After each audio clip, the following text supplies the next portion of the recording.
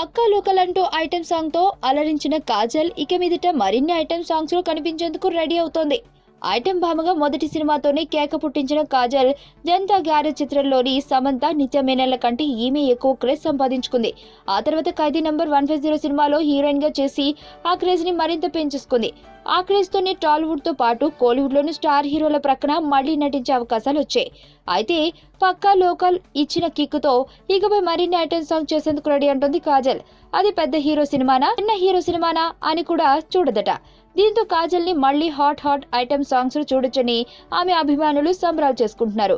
ఓవైపు స్టార్ హీరోల సినిమాలు, మరోవైపు ఐటెం సాంగ్స్ తో మరో 10 ఏళ్ల వరకు కాజల్ కెరియర్ కి ఢోకా లేదని చెప్పొచ్చు.